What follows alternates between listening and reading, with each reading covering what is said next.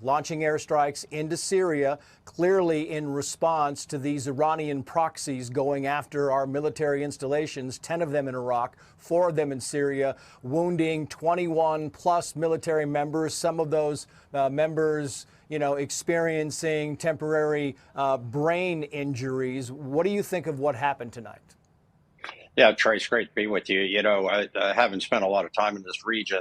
The Iranian proxies and the Shia militia groups in Iraq, those in Syria, Hezbollah, Hamas, they all want to attack and harm U.S. interests and U.S. personnel. They did so a week ago. The president, I think, rightfully responded in kind. The question is, what did we disrupt? What did we attack?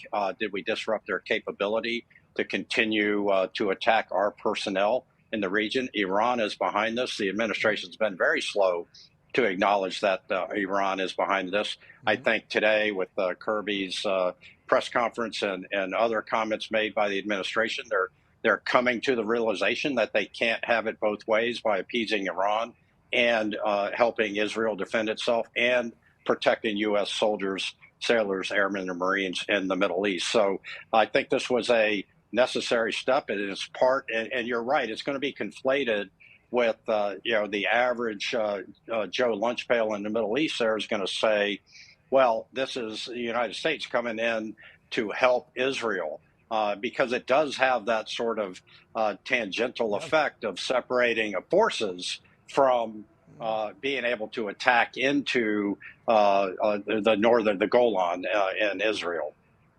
Yeah, and General, I want to kind of pick up on something you said early in your statement there. You were saying that we don't know what they've hit. We don't know exactly what the targets were. And my question would be, does it matter? Is it the targets they're going after, or is this just a statement coming from the United States? What's your take?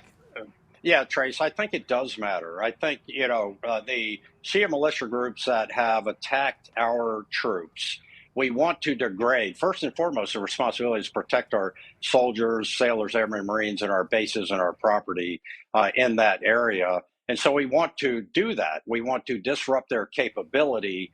We want to do more than just make a statement. We want to deny them the right, the ability to get in there and harm our people and disrupt our ability to conduct our operations in the Middle East. So that's first and foremost.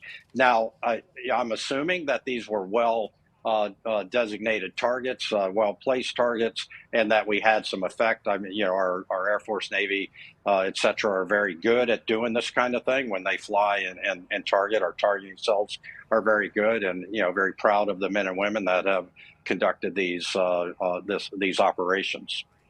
I wonder, sir, if you look at some of these reports. I was reading reports today where you have, members of Hamas that are actually in Russia. You have the Iranian foreign minister in Russia. Right. If there's an interest on your end as to why these people are in Russia, as to what role that Russia wants to play, is there this feeling that Russia wants to be the mediator in some of this, that Russia wants to get a bigger platform in some of this going on in the Middle East? What's your thought on that, sir?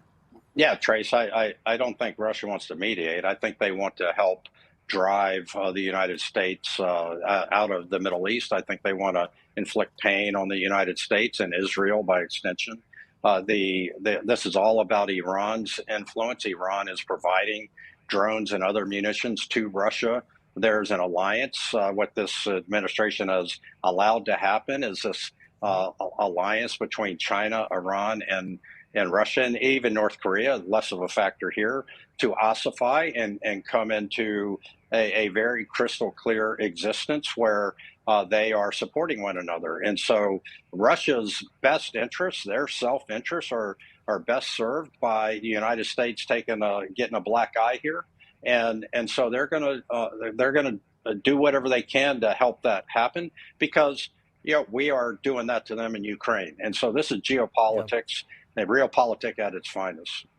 And as you look at the military chessboard here, sir, I'm just wondering if the United States is clearly trying to make a statement saying, look, this is a one-off. Now stop it. Stop the proxies. Stop going after our military installations. What if it doesn't stop? What if you have these groups going back after our militaries, maybe even more robust. Then what, sir? Do we respond again with another attack? It just seems like we're now kind of on a bad path. No, we are on a bad path, and that bad path started in Afghanistan 2.5 years ago or so. And the weakness that has been demonstrated has resulted in Iran and others flexing their muscle and taking advantage of the vacuum. And so where we are today is that we've got to really confront the dilemma that we are in. We have really two dilemmas here. We have our interests in the Middle East, which include Israel, and then Israel's the attack on Israel by Hamas. They're really two separate problems, but they will be conflated.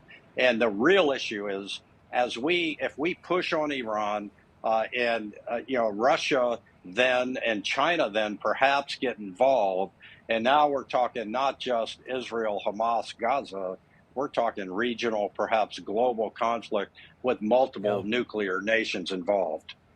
And I'm wondering, General, as the last question here, if these proxy groups in Syria or in Lebanon or wherever respond, is it one of those things that you can tolerate it for a little bit? What happens if Iran in some capacity responds? Does that change the equation here in your estimation?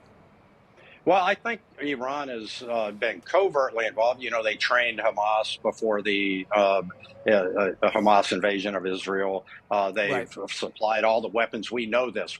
So it's overt involvement already from Iran, and so that what step they would take beyond what they've already done, I think would just be sort of insult to injury. And we have enough justification, cause, means to act right now against Iran, and it's just a matter of calculus of what steps do we take, what are those hair triggers that we might branches and sequels. If we do this, what happens? What does the enemy choose to do? Because the enemy always gets a vote. Yeah. General, if you'd stand by for us for a few minutes, we would greatly appreciate it, sir. Hey, Sean Hannity here. Hey,